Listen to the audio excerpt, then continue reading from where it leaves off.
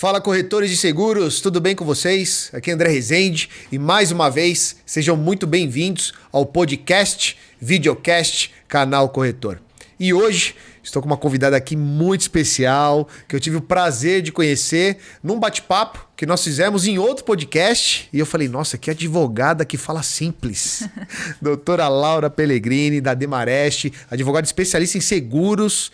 Que prazer, muito obrigado pela tua presença, por você ter aceitado o nosso convite. Estou muito feliz, viu, Laura? Muito obrigada, André, pelo convite. Estou muito feliz de estar aqui hoje também, participando aí do Canal Corretor. Uma ótima iniciativa que vocês têm para disseminar aí conteúdo para os corretores de seguro. Ah, legal, muito bom. Eu sempre começo... Pode chamar de Laura? Claro, Pode. Claro. Fica muito formal, né? Doutora Laura. Não, vamos evitar isso. Vamos, por favor. Laura, deixa eu te falar uma coisa. Eu sempre gosto de começar o nosso bate-papo perguntando da história. E quando eu falei, poxa, eu vou chamar a Laura pra gente bater um papo, especialmente porque você tem um conhecimento muito importante no aspecto do direito relacionado a seguros. E tem vários cuidados que o nosso mercado precisa ter, especialmente os corretores, que é o nosso maior público-alvo aqui. Mas tem muita seguradora que acompanha. Mas eu quero muito saber como você ingressou no mercado de seguros, porque toda vez que eu pergunto isso para os nossos convidados, aqui tem corretor, tem segurador, e dificilmente alguém entrou no mercado de seguros, especialmente, né, no ecossistema, falou, não, entrei porque eu sei que é um mercado promissor, que vai me dar muito dinheiro, que eu vou ser feliz. Enfim, como é que você ingressou no mercado de seguros? Essa é sempre uma questão que é debatida mesmo. É muito legal você estar começando por aí.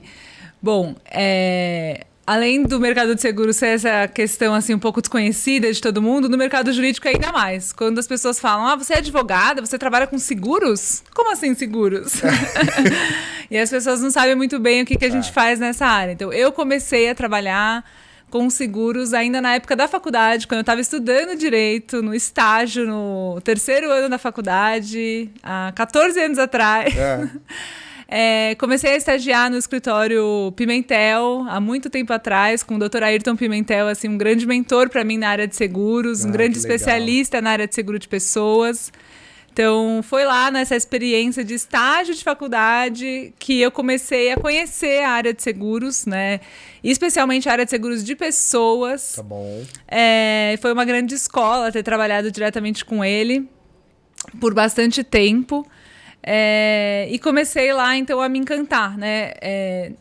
Falando aqui um pouquinho para os corretores de como funciona os seguros, né? O contrato de seguros na faculdade, é muito difícil que a gente tenha um aprofundamento dessa matéria na faculdade. Em geral, os professores de direito civil acabam passando bastante rápido por esse contrato. Dá uma pincelada. Dá uma pincelada ali em uma aula, às vezes meia aula. Para cumprir a grade. Exatamente. E aí, quando eu comecei a lidar efetivamente com isso no mundo prático, né? Eu vi quão grande é essa matéria, quão vasta qual era a relevância do seguro na sociedade, quanto era importante esse instrumento, quantas implicações jurídicas, né, questões diferentes, questões relevantes, profundas, tinham a ser exploradas. Então, foi muito bacana, foi por aí que eu comecei e sempre trabalhando nesse mercado desde a época de estágio, nunca mais saí. A gente brinca entre nós aqui, o pessoal do escritório... As minhas colegas lá, que a gente é mordida pelo bichinho do seguro. Ah, lá tem isso também? Tem esse ditado, essa brincadeira? Tem. Não acredito, eu achei que era só pra dentro de seguradora que tinha isso. Não, pior que assim, para o mercado jurídico de seguros também isso se aplica. Porque a pessoa começa meio que de repente, sem muito saber como que é essa área, o que vai ser, e não sai mais, porque se apaixona, gosta. Foi o que aconteceu comigo, assim... Eu comecei a estudar, entrei na AIDA, né, na Associação Internacional de Direito de Seguros, desde que eu era estagiária. Participei de concurso de monografia lá, que eu fiz uma monografia com uma colega na época, uma amiga até hoje. A gente apresentou um trabalho, ainda estagiárias. Fiz lá TCC, né, o trabalho de conclusão de curso na faculdade na área. Nunca mais saí, continuei, enfim, pós-mestrado, tudo na área. E aí fui, inclusive, ampliando a atuação, né? Porque na área jurídica relacionada a seguros, a gente tem diversas atuações. Então, O meu ingresso é relacionado a seguro de pessoas. Hoje eu continuo atuando nessa área de seguro de pessoas. Tem, assim, minha paixão mesmo. E fui ampliando o leque para outras áreas, né? Para trabalhar com seguros de danos, né? Inclusive aí os seguros corporativos, seguros de diretores, o D&O, que está bastante falado aí na mídia atualmente. Outras operações, né? Esses contratos de distribuição, de parceria, de estipulação de seguros, aí voltados não só para seguro de vida, mas seguro viagem, outros tipos de seguros que são classificados como pessoas, questões regulatórias, né? Cada vez mais em voga aí a SUSEP inovando nas regulações desse mercado. Então, um amplo leque aí de atuação na área. Várias frentes, né? Várias frentes. Laura, me fala uma coisa, até por curiosidade. Você falou um nome aí de um ramo, D&O. O que é isso? O que cobre isso? É um seguro gringo? O que é isso daí? É bonito. É um seguro gringo. É um seguro de diretores e administradores, né? Um seguro de responsabilidade civil que cobre os prejuízos que os diretores ou administradores sofrerem em razão de decisões tomadas à frente da gestão das empresas, né? E não cobrem apenas os prejuízos que eles causarem a terceiros, mas também os próprios custos de defesa, que são os honorários advocatícios que eles incorrem quando são demandados por terceiros. Então, se um gestor toma uma determinada medida à frente da direção de uma empresa, e, enfim, um órgão regulador, a CVM, um Ministério Público, qualquer órgão público ou um terceiro mesmo entende que aquela ação foi inadequada, que causou algum dano, ajuiza uma ação e aquilo gera um custo, né, de honorários advocatícios em primeiro lugar e eventual indenização posterior. E esses valores podem estar cobertos no seguro D&O. Que legal. Então, você falou do RC, né? Responsabilidade civil. Tem tudo a ver com o direito, né? Com esse tem tudo a ver. Tem tudo a ver, né? Porque é um seguro... Como é um seguro de responsabilidade civil, né? O D&O também mas é voltado só para diretores. É um seguro que o sinistro em si é algo jurídico, né? É movido por uma ação, exatamente, né? Tem o gatilho ali, né? É uma ação judicial ou uma negociação extrajudicial, mas que tem esse componente de analisar se o segurado é ou não responsável por aquele ato. Então, o direito aí está totalmente envolvido. Mas não só, né? No seguro de responsabilidade civil. No de vida também. No seguro de pessoas... Coisa, né? É um contrato típico, né, que a gente chama. É um contrato que está colocado na legislação brasileira e tem regras próprias e, por isso... É sempre importante ter essa troca, né? Corretores, a questão dos advogados que trabalham com seguros, acho que isso é bem bacana. Não, muito legal. Inclusive, a gente bateu um papo com um corretor aqui, ele comentou que ele contratou um advogado para dar uma aula para ele, como se fosse uma mentoria sobre seguros. Ah, que bacana. Eu achei massa isso. Eu falei, cara, olha, tem negócio aqui, hein? Porque ele falou, é muito importante o corretor se especializar, estudar. E ele falou, André, eu fiz isso. Eu chamei um advogado especialista em seguros, fechei lá 2 horas, 3 horas, fiz algumas perguntas, ele meio que deu uma mentoria. Eu falei, cara, que legal, né? Ótimo. O corretor ter essa parceria com advogados aí, especialistas, pode ajudar muito aí no dia a dia, né? Exatamente. Me fala uma coisa, eu vou aproveitar um pouco da tua fala que você comentou da SUSEP. Como é que você vê esse movimento todo da SUSEP? Eu tô vendo, eu vou te falar muito de convidado quando eu vou para os eventos aí do mercado de seguros. Eu sempre vejo lá a SUSEP, né, alguém representando a SUSEP, falando, mas eu estou percebendo um movimento muito legal. Sabe, olhando para a inovação, olhando para o mercado de uma maneira mais de perto, não só aquela coisa que tinha no passado. Eu falo como segurador, né? A SUSEP está aqui para fiscalizar, para ver aqui, para multar, para não sei o quê. Eu não tenho mais essa percepção.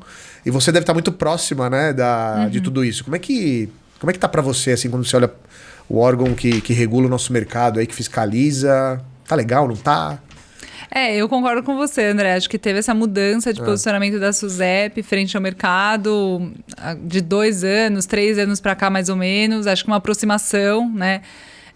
Então, toda essa revisão das normas que foi feita foi precedida de diversas consultas públicas, de audiências públicas com o mercado. Então, buscando ouvir players, né, do mercado, seguradoras, escritórios de advocacia, grandes corretores, tudo isso para se aproximar mais e entender antes de apenas expedir uma norma e mudar como as coisas funcionam na prática, né? Acho que isso é muito importante, que o regulador entenda como o mercado funciona, para regular exatamente onde existe algum risco, onde existe necessidade de intervenção, né? E não ter uma regulação excessiva. Acho que... E aí, até é bom que você tenha falado desse ponto para comentar que acabaram de sair as novas normas de seguros de pessoas, né? Na semana passada, as 2 novas normas, resolução e circular, que estão substituindo as normas anteriores, né? Então, no ano passado, em 2021, a SUSEP tinha feito toda essa revisão relacionada a seguros de danos. E agora, desde dezembro, a gente estava esperando esse movimento em relação aos seguros de pessoas, porque eles tinham feito uma consulta pública.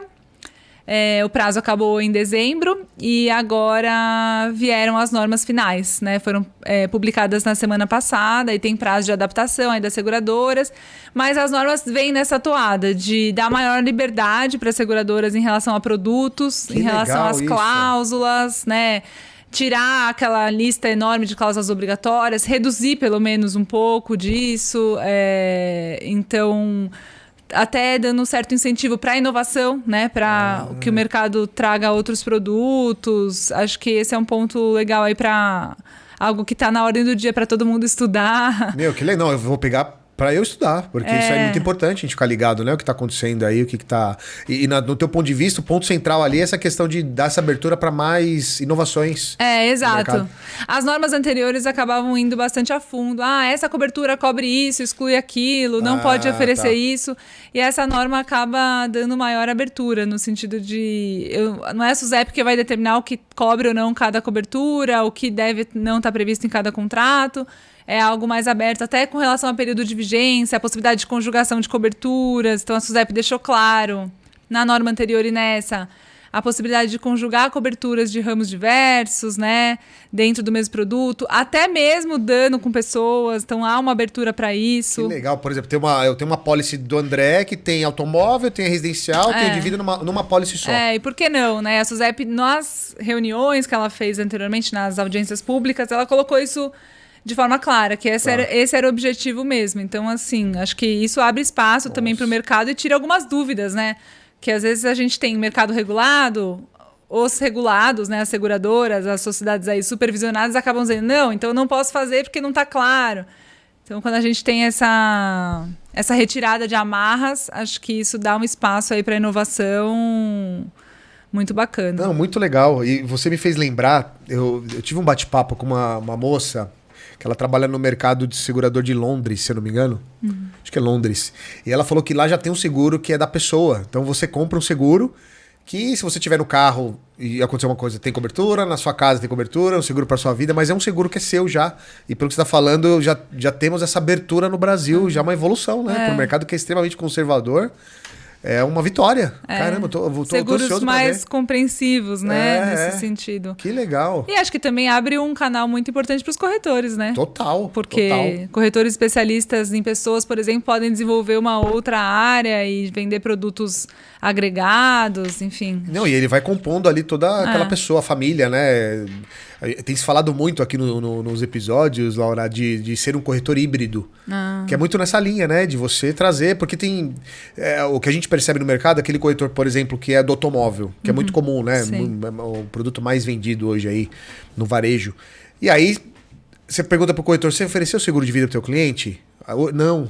Aí tem outro corretor que ofereceu, ele comprou com banco. Então isso acaba trazendo uma possibilidade do corretor agregar sua carteira e trazer uma solução mais completa. Exato. Para as pessoas, né? E a relação com o corretor, né? Segurado, corretor, né? Cliente, corretor, é uma relação de confiança. Total. Né? Então, quando você estabelece esse vínculo, você tem ali um leque de oportunidades com aquela pessoa em várias áreas da vida dela, né? Que legal. Laura, e me fala uma coisa. Da onde vem a sua excelente forma de se comunicar de maneira simples, temas profundos? Porque eu sei que você é professora. Conta um pouquinho pra gente também. Será que é isso? Ou é um dom que você tinha e despertou? Ou já sabia há muito tempo? Como é que foi isso?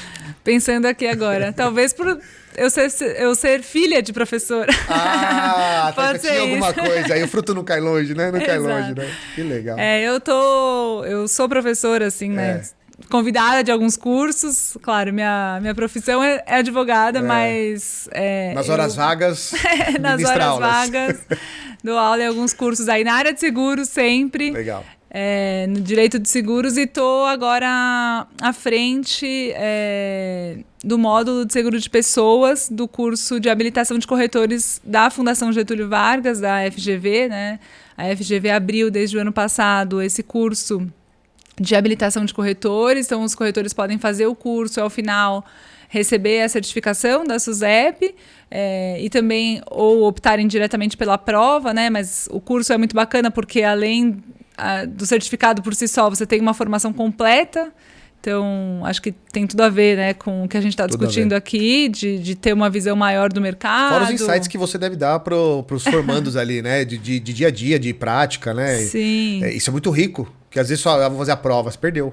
Exatamente. Então, é bem legal, é bom divulgar aqui para que todos saibam. Quem quer, né, ainda retirar a certificação, pode buscar também esse canal. A gente pode colocar, inclusive, esse link da FGV para quem está buscando, né? Porque eu sei que tem muita gente que quer ser corretor. Eu sei que hoje existe esse desejo. Sim. A gente pode colocar aqui para quem quiser, tiver interesse de se habilitar ali pela FGV.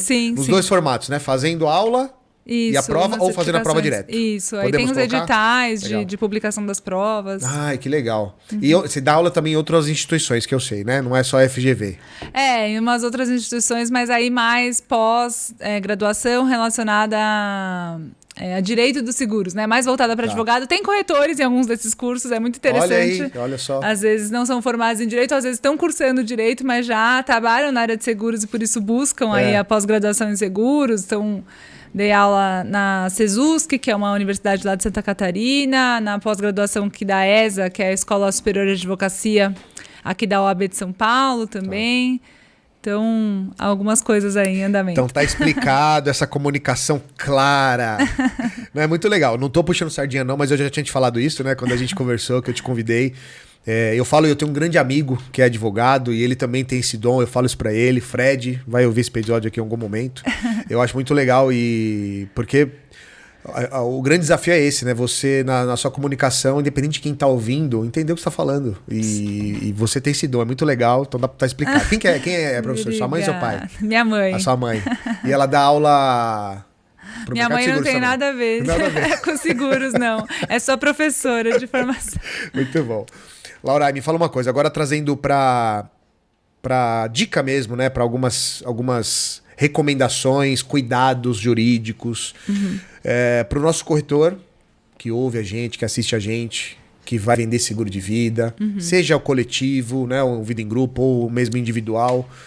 Eu sei que você tem um repertório muito legal aí no que diz respeito às contratações. O que você pode trazer pra gente aí de ferramentas, de insights, de cuidados para que esse corretor, quando estiver vendendo, porque é uma baita responsabilidade, né? O que ele tem que prestar atenção nesse momento aí de venda de apólice de seguro de vida?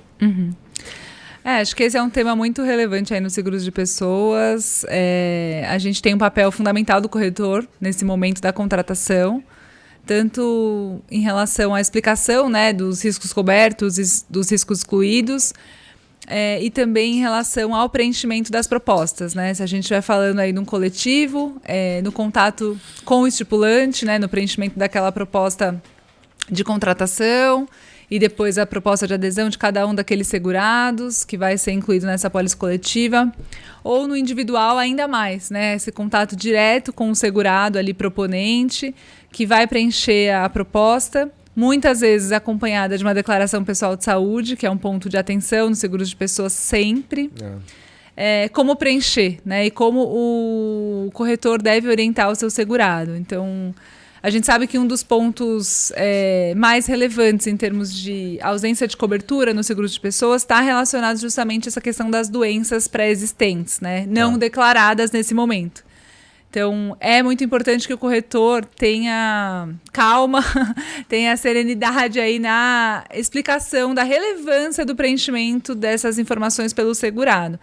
Eu acho que tem que ficar claro para o segurado que esse documento é o documento base da contratação, né? Então, tudo vai girar em torno dessa declaração pessoal de saúde que está contida na proposta de adesão ou de contratação. E aí... né, falando aqui em termos práticos aqui, tentando falar simples aí, como você acabou de falar. Então, a gente tem essas perguntas na declaração de pessoal de saúde. Ah, é fumante, não é fumante? Teve alguma doença? Tem alguma doença crônica? Fez algum tratamento nos últimos 3 anos? Nos últimos 5 anos, né? Então, a orientação é sempre apresentar as informações da maneira mais clara e conservadora possível, né? Então, não cabe aí ao segurado, ao corretor fazer nenhuma análise sobre não, eu tenho essa doença, mas eu acho que eu tô curado dela, então eu não vou falar. Ou eu faço um tratamento, mas eu acredito que esse tratamento está controlado, o tratamento não é uma doença, é suficiente para amenizar os sintomas, para amenizar qualquer risco. Fiz uma cirurgia há 3 anos, mas não tive mais nenhum desdobramento depois disso, não vou declarar. Então, não cabe esse tipo de análise, né, de separação das informações. Cabe aí realmente de boa fé um compartilhamento integral das informações, e acho que cabe ao corretor dizer, né, ao seu segurado a importância disso. A importância para a precificação, né, para que seja uma precificação correta, e para eventual sinistro. Porque no seguro de pessoas, a gente, além das demais coberturas que são bastante relevantes, a gente tem sempre a cobertura aí de morte, né? Então, na falta do segurado, é o beneficiário que vai estar buscando essa indenização, né? O recebimento desse capital segurado, e não vai ter as informações de como isso aconteceu no momento da contratação. Então, o que a gente não quer é chegar no momento posterior e ter uma frustração de indenização. Verdade. E acho que o corretor tem um papel importante nisso, nessa orientação ao cliente no momento da contratação. E uma coisa legal também, que você falou de doença pré-existente, é muito comum, você já pegou muitos casos assim também, por exemplo, porque a doença pré-existente é quando o proponente ele tem o conhecimento daquela doença antes da contratação, mas acontece muito de vocês terem pego eventualmente casos, né, do cliente ele contratou ali o seguro, ele não sabia que ele tinha doença, mas ele já tinha antes da contratação. E aí acontece uma morte por conta daquilo. E aí acaba, né, a seguradora tem todo o direito lá de investigar, né, de fazer todas as análises e tudo mais. Isso é muito comum? É comum. É comum que exista alguma análise, alguma investigação nesse momento, né? Ainda mais se se trata de uma doença crônica, que não é uma doença desenvolvida do dia para a noite, e se a contratação ali é próxima da data da morte, né? Isso pode gerar alguma dúvida, é normal. Aí cabe à seguradora, dentro dos limites ali da regulação do sinistro, pedir documentos, pedir informações, mas aí o ponto se não houve, né, omissão na declaração, não há o que se falar, né? Em perda do direito à garantia, os beneficiários terão aí o direito normalmente. Tá. Então a questão aqui é sempre foi perguntado sobre o estado de saúde, ele sabia de alguma informação e não compartilhou. Tá. É isso que a gente tem que olhar nesse momento, e aí, por isso, o papel do corretor de explicar. Então, assim, todas as informações que você souber enquanto proponente ali de um seguro, você tem que compartilhar. Obviamente, não há necessidade de você fazer um check-up, de você buscar informações que você mesmo não conhece sobre o seu estado de saúde. É uma foto daquele momento para trás, não precisa ficar deixa a seguradora te questionar e seja muito honesto nas respostas ali da DPS, né? Exato. Tá. E você falou de beneficiário. Qualquer um pode ser beneficiário no seguro de vida? Quase qualquer um. Polêmica, né? Polêmica essa pergunta. Quase qualquer um. Acho que aí é uma questão do beneficiário, né? No preenchimento da proposta, também é um ponto que o corretor pode orientar o seu segurado, o seu cliente. Aliás, é importante, né, fazer essa orientação na contratação. Exato, exatamente. Então, assim, no seguro de pessoas, se a gente vai falando de um seguro individual ou um seguro coletivo que não tem aí nenhuma vinculação a um financiamento, a um empréstimo, a qualquer obrigação, né? A gente não está falando aqui de seguro prestamista. Tá. Fica livre para o segurado indicar qualquer pessoa como seu beneficiário, sua beneficiária. Pode indicar, inclusive, mais de uma pessoa. O que é importante saber é que essa declaração, essa indicação, ela deve ser seguida pela seguradora. Mas a seguradora só vai olhar para essa indicação no momento do sinistro. Então, eu contratei um seguro individual hoje, daqui 10 anos eu venho a faltar, no caso da minha morte, a seguradora vai ter que olhar para essa declaração inicial e vai cumprir essa declaração na forma que ela foi feita. Então, se houver, né, durante a vida do contrato, o segurado desejar alterar, por qualquer motivo, se divorciou, teve filho, enfim, começou a ajudar um irmão, um tio, acha que aquela pessoa depende financeiramente de você, se você vier a faltar, é importante que aquela pessoa tenha algum conforto financeiro, é importante você fazer a alteração, né? E o corretor tá alinhado com o seu cliente quanto a isso. Então, fala assim, olha, você está indicando hoje, esse é o estado hoje, mas a vida muda, né? A gente faz seguro de vida, e principalmente pensando no individual. Pensando num seguro que é o seu produto, né? Que você vai carregar durante a vida.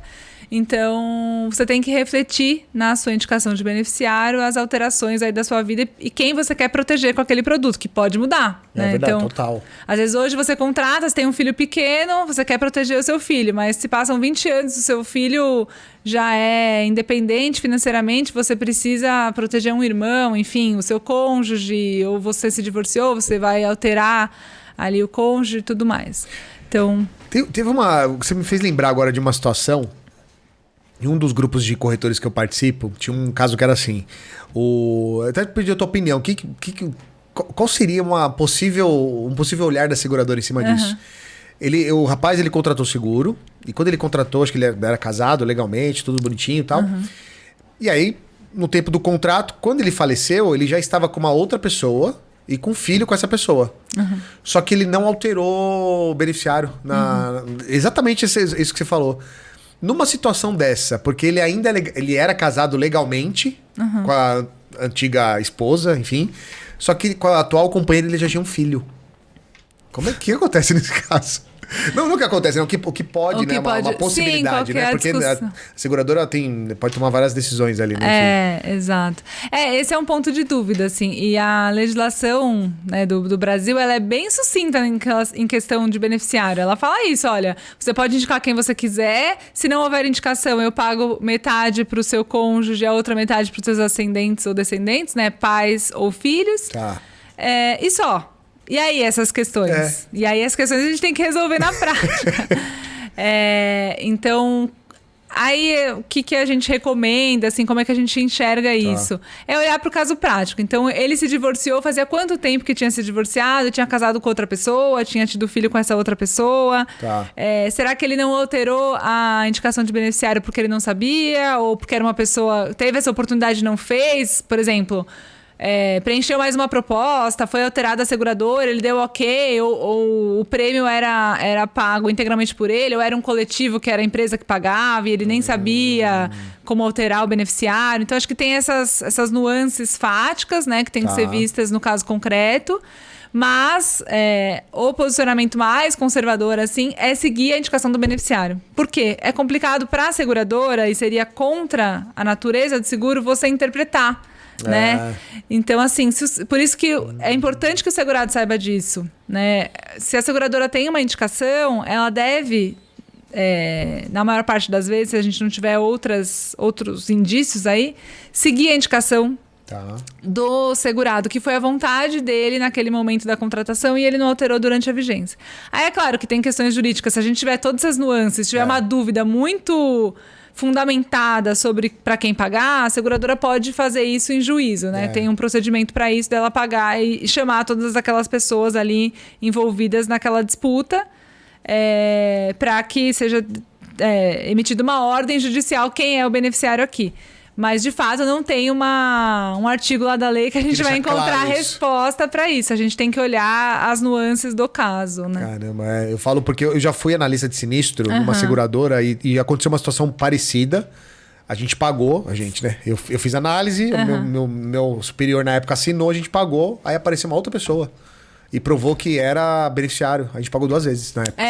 Tem isso. Quem acontece, paga errado, paga 2 vezes. Pagamos errado, eu lembro disso, porque eu errei na análise ali, né? Faltou um detalhinho importante. Aí tivemos que pagar 2 vezes o mesmo sinistro.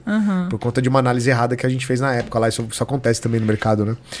Agora, assim, eu fico... Eu não vou lembrar o número do artigo. E eu acho que tem a ver com isso que a gente tá falando.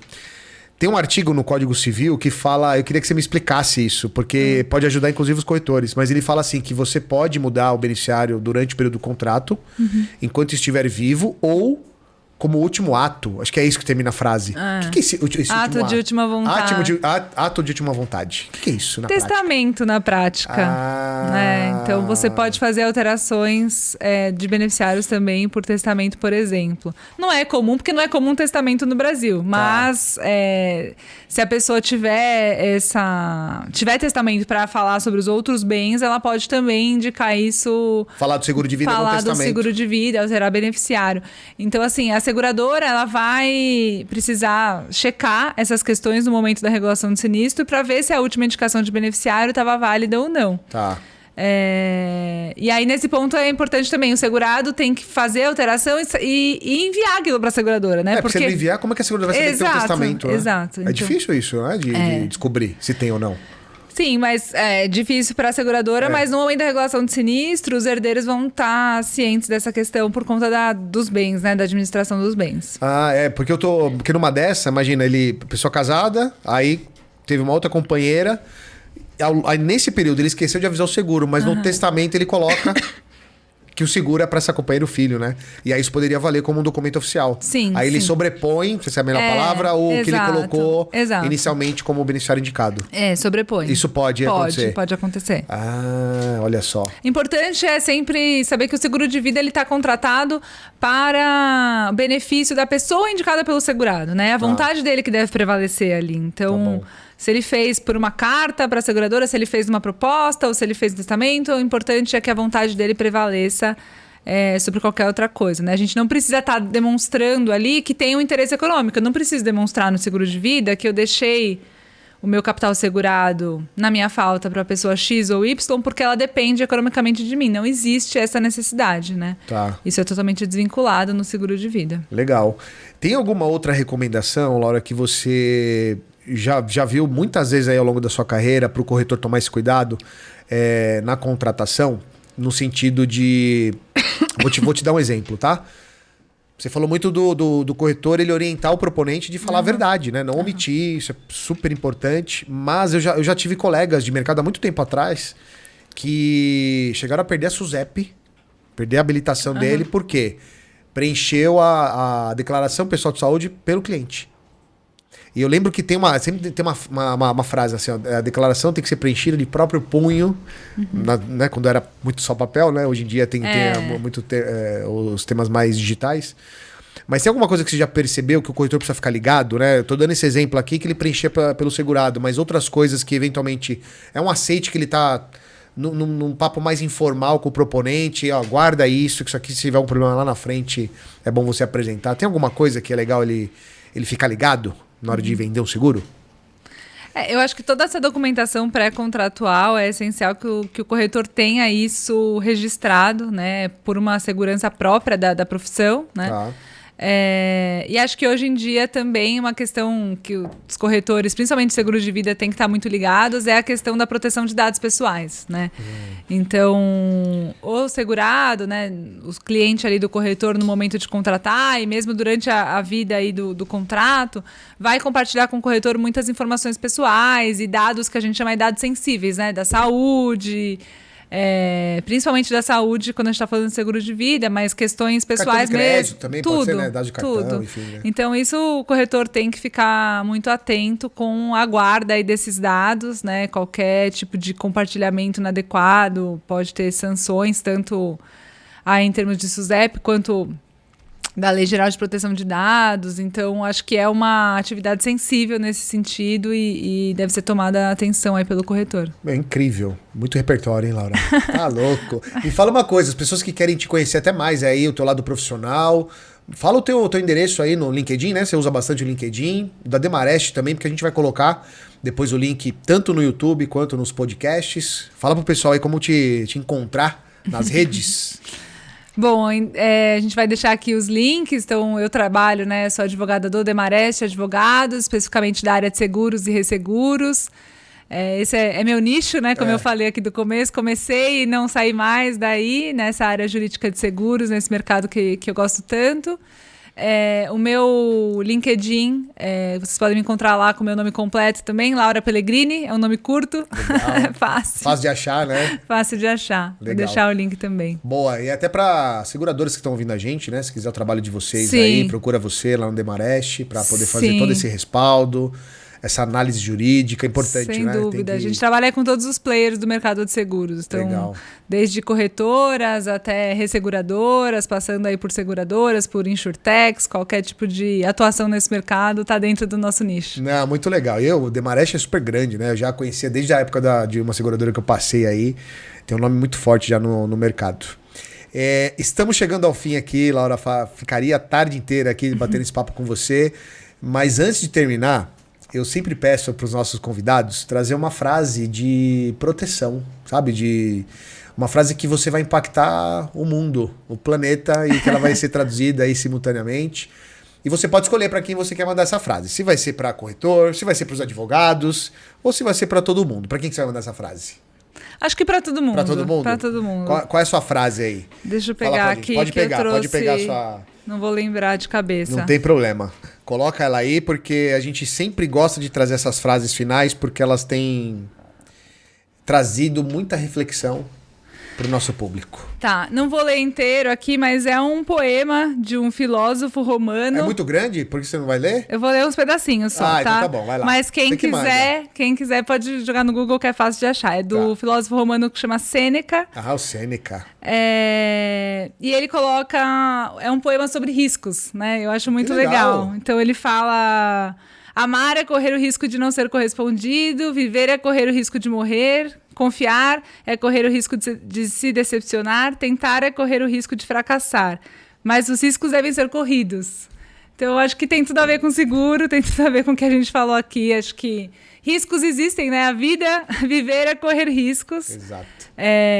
E a gente tem que buscar as proteções para os riscos que a gente conhece, e acho que o seguro é incrível nisso, desde o seguro de vida, passando pelo alto, para os seguros corporativos. Acho que a gente tem o seguro como instrumento que pode dar essa proteção aí contra os riscos da nossa vida em diversos setores. Incrível, incrível. E você tem seguro, né? Claro. Tem seguro de tudo, dá seguro de vida, seguro de auto, seguro de tudo. Se não tivesse seguro de vida, né? Ia puxar o orelha agora. Imagina. Aqui. Laura, obrigado, viu? Obrigado pela conversa, obrigado pelo esclarecimento. Tenho certeza que esses insights que você trouxe vai ajudar muitos corretores.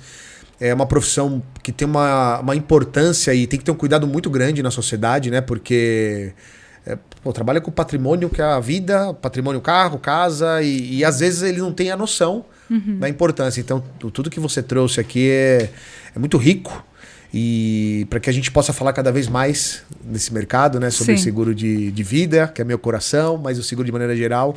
Quero te agradecer de verdade por você ter aceitado. Eu sei que sua rotina é super corrida. Uma agenda lotada aí, você conseguiu dispor aí de um tempo para vir aqui. Obrigado de coração. Espero vê-la mais vezes aqui pra gente bater um papo. E as suas considerações finais. Fique à vontade aí para dar o recado que você quiser. Manda beijo, manda abraço. Tá ótimo. Muito obrigada de novo pelo convite, André. Foi uma ótima conversa aqui, uma ótima oportunidade de discutir esses temas. Acho que seguro é minha paixão, assim, no mundo do direito e na vida. Acho que é onde eu me encontrei profissionalmente. Acho que muita gente passa por isso. Espero ter contribuído, que eu puder... Estou à disposição aí para essa conversa continuar. Muito bom, obrigado, viu? Bom. E para vocês corretores que ficaram com a gente até aqui, obrigado pelo tempo, a gente sabe que é precioso também.